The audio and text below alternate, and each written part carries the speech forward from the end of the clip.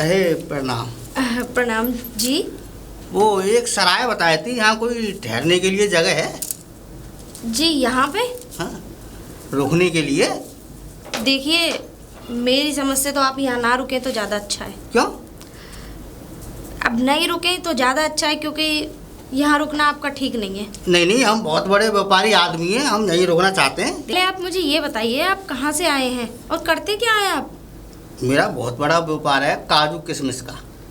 अच्छा। हाँ, ये नहर के किनारे हमारी नाव खड़ी है। जी मेरा काजू किशमिश का बहुत बड़ा काम है। जी। तो अब शाम हो गई है तो मैं निकला इस नगर में ठहर लें। जी, लेकिन आप यहाँ ना रुकें तो बहुत अच्छी बात है। क्यों? आप अच्छे खासे व्यापारी लग रहे हैं मुझे।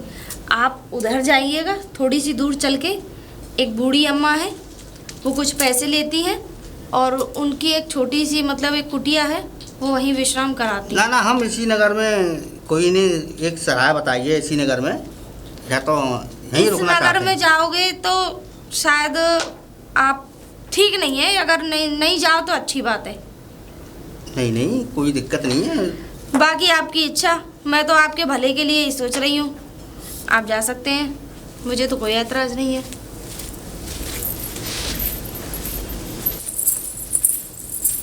अरे प्रणाम। प्रणाम। आप इस गांव में नए लग रहे हैं। हाँ नहीं, वो हम बहुत बड़े व्यापारी आदमी हैं। बहुत बड़े व्यापारी। हाँ, किस चीज का काजू व्यापार करते हैं? किशमिश, बादाम। अच्छा अच्छा, ये फास्ट हमारे फूड। जो छोटे मोटे शहर हैं, जी यहाँ पे बहुत बड़ा काम है। जी। तो थोड़ा समय ज़्यादा हो गया है, हाँ, तो मैं ये सोच रहा था मैंने कि यहाँ कहीं ठहरने के लिए जगह मिल जाए। ठहरने के लिए जगह। अच्छा अच्छा, वैसे आए तो आप सही जगह पर हैं, क्योंकि हम ही ठहरने के लिए जगह हमारे यहाँ मिलती है। अच्छा अच्छा। जी जी जी। और वैसे मतलब खाने पीने की हर चीज की व्यवस्था होती है हमारे नहीं यहाँ। ऐसी कोई दिक्कत नहीं नहीं नहीं, जब ठहरने के लिए जगह देते हैं तो खाने की, पीने की, सोने की हर चीज़ की व्यवस्था हमारे यहाँ मिलती है। और वैसे मतलब किस गांव से हैं आप? वो जो समुद्र पल्ली पार है नहीं है वो? हाँ। हाँ, उधर जी, से अच्छा हमारी जी। पल्ली पार नाव खड़ी हुई है। अच्छा अच्छा। हाँ, तो आपको यहाँ का पता किसने दिया था? किसने क्या पता, ऐसी दो चार और मिले के थे, ऐसे ही घूमते घामते पूछते पूछते अच्छा अच्छा। तो यहाँ तक आ गए आप। चलो यहाँ ठहरने के लिए जगह मिल जाए। अच्छा अब अच्छा। आप मिल गए। हाँ। मैंने कि आइए आइए। अच्छा, वो एक महिला और मिली थी रास्ते में। अच्छा। वो ये कह रही थी कि इधर मत जाइए, क्यों? इधर जाना सही नहीं है। नहीं नहीं नहीं, ऐसी कोई और बात इधर नहीं है। ये है, तो मैं इनकी हो सकता है, चलो देखते हैं। नहीं नहीं, कोई दिक्कत नहीं है, आप आइए और आप चाहो हम तुम्हें साथ लेके चलते हैं, साथ ही रखेंगे। आइए आइए, आप अच्छा। परेशान मत होइए। आइए। कितनी हाँ। बड़ी दूर है? कितनी दूर? नहीं नहीं, बिल्कुल भी दूर नहीं है। आपको लग रहा है आप पहली बार आए हैं ना इसलिए, लेकिन थोड़ी सी दूर जाके फिर हमारा वो है धर्मशाला, उसमें रहने की, बैठने की, उठने की, सोने की हर चीज़ की व्यवस्था है। बहुत बहुत दूर से लोग आके हमारे यहाँ प्रस्थान करते हैं। अच्छा, अच्छा, हाँ हाँ, कोई किसी बात की परेशानी नहीं है। आ जाइए।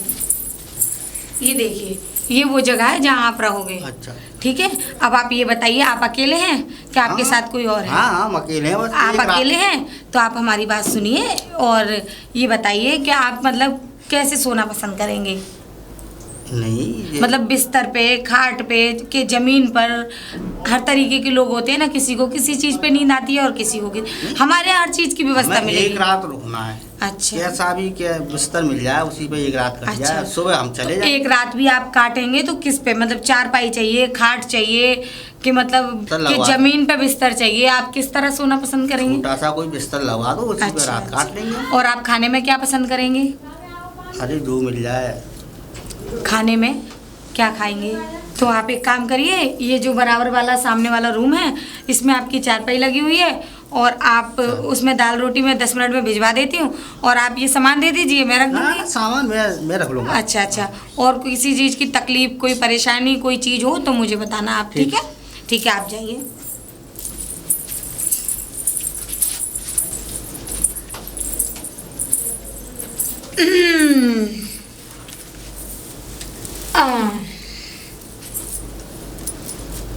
ये सामान शराफत से हमें दे दीजिए।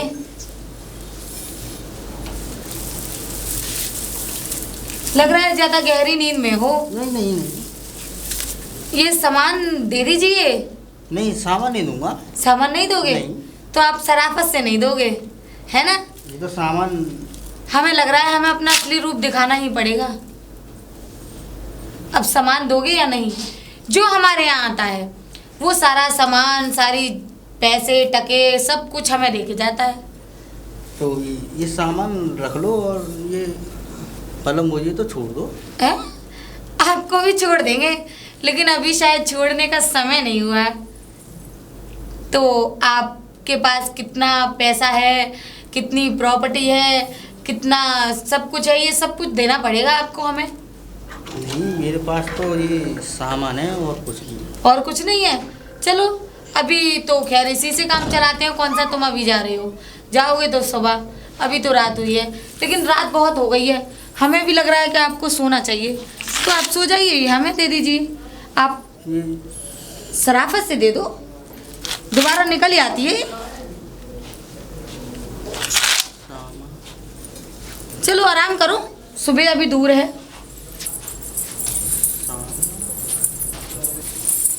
चलिए आप। तो मुझे कहाँ ले जा रही हो? आपको राजा के महल में ले जा रहे हैं। आज आपकी फांसी की सजा जो बोलेगी, फांसी? आज आपको फांसी लगेगी। क्यों? कि हमारे यहाँ पर आके और जो हमारे साथ गलत करता है उसको जिंदा रहने का मौका नहीं मिलता, उसकी जिंदगी वहीं खत्म हो जाती है। तो मैंने तो सारा सामान दे दिया, पर फांसी भी लगेगी। आपने हमारे साथ बहुत गलत किया है। आपने हमारे साथ जो किया उसको करने के बाद तो राजा किसी को जिंदा रहने की मोहलत ही नहीं देते।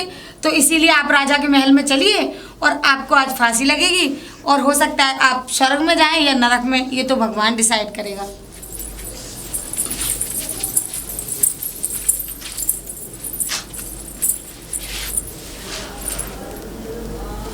हमने आपसे मना की थी ना कि उधर मत जाओ, लेकिन आप नहीं माने।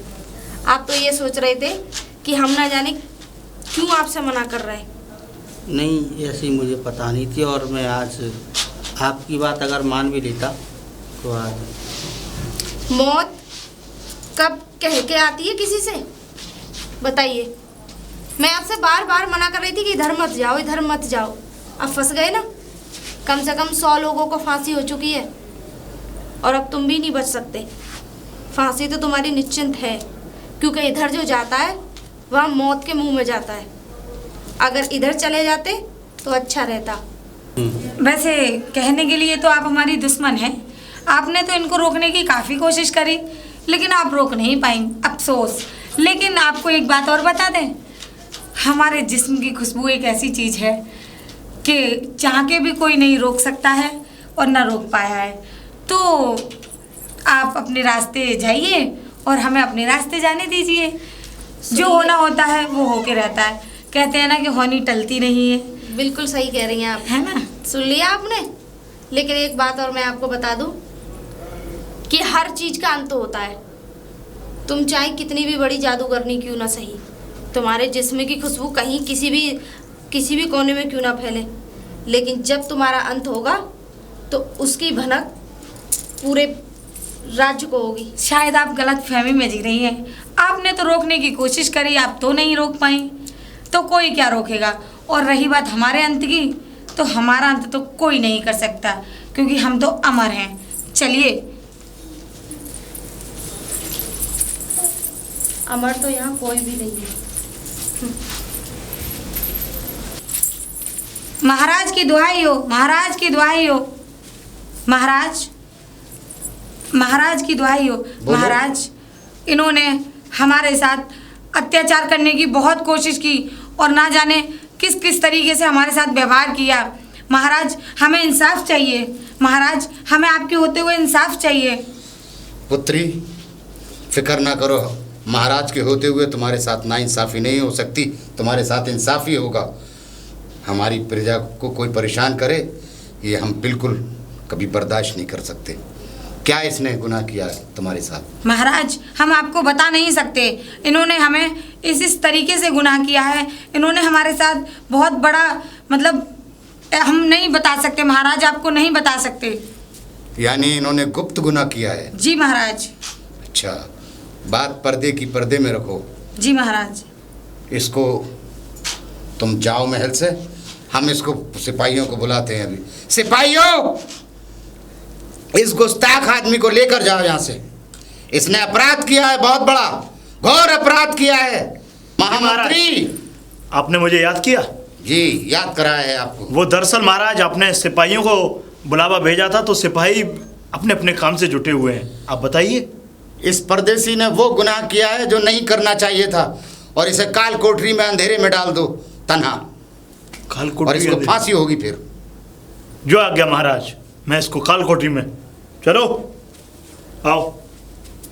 और पुत्री, तुम्हें इंसाफ मिलेगा बराबर महाराज के, उसमें आपको इंसाफ महाराज की मिलेगा। जय हो, महाराज की जय हो।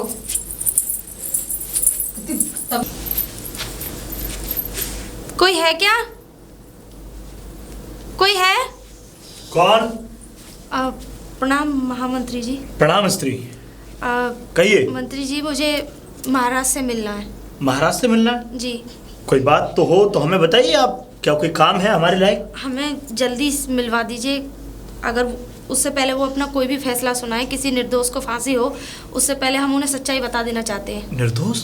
कहीं आप अभी जिस इंसान को मैं काल कोठरी में बंद करके आया हूँ, कहीं आप उसकी बात तो नहीं कर रही? सही समझे बिल्कुल मंत्री जी, हम उसी इंसान की बात कर रहे हैं। अरे वो निर्दोष कैसे हो सकता है स्त्री? उसको तो महाराज ने काल कोठरी का वास दिया है। नहीं मंत्री जी, वो निर्दोष है। आप हमें महाराज के पास ले चलिए, हम सारी बातें वहाँ बताएंगे। ठीक है, आप आइए मेरे पीछे। स्त्री, कुछ देर यहाँ प्रतीक्षा करो, मैं जाकर के महाराज से बोल करके आता हूँ। महाराज की जय हो। बयान हो महामंत्री। महाराज, क्या कहना चाहते हैं? मैं ये कहना चाहता हूँ कि जिस युवक को मैं अभी काल कोठरी में बंद करके आया था, आपके आदेश अनुसार, वह जो युवक है वो निर्दोष है। एक स्त्री उसके निर्दोष का सबूत लेकर के आई है। स्त्री निर्दोष का सबूत लेकर आई? हाँ, वो बताती है कि जिस युवक को हमने बंद किया है काल कोठरी में, वो एक निर्दोष इंसान है। वो निर्दोष हो कैसे सकता है? और हमारी रैयत के अंदर निर्दोष को दोषी कैसे साबित किया जा सकता है? हम ऐसा गुनाह नहीं कर सकते। तो आप अगर इजाज़त दें तो उस स्त्री को आपके समक्ष ला करके आपसे वार्तालाप करवाई जाए। लाइए उसको। ठीक है।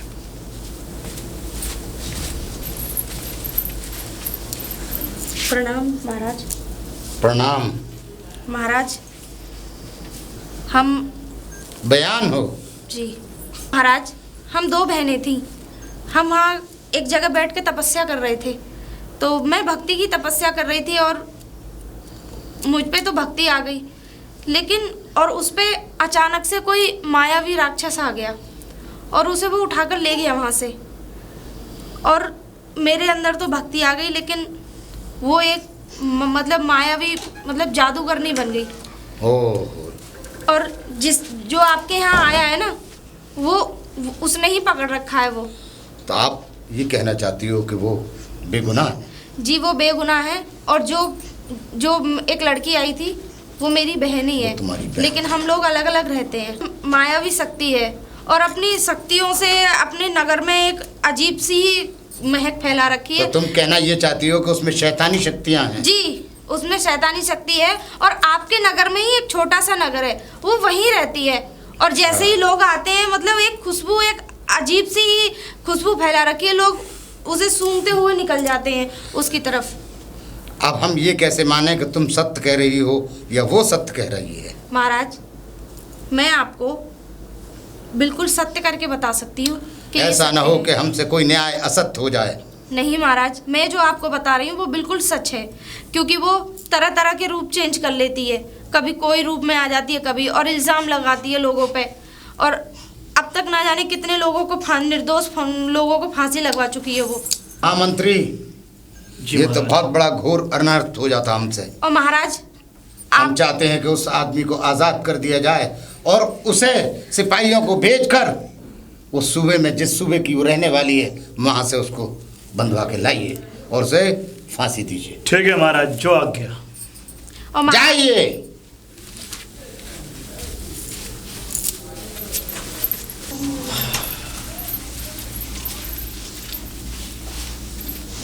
स्त्री में वो जो निर्दोष इंसान है, उसको मैं अभी अंदर काल कोठरी से लेकर के आता जी हूँ। मंत्री जी। तुम उसको उसके स्थान तक छोड़ दीजिएगा। ठीक है? जी।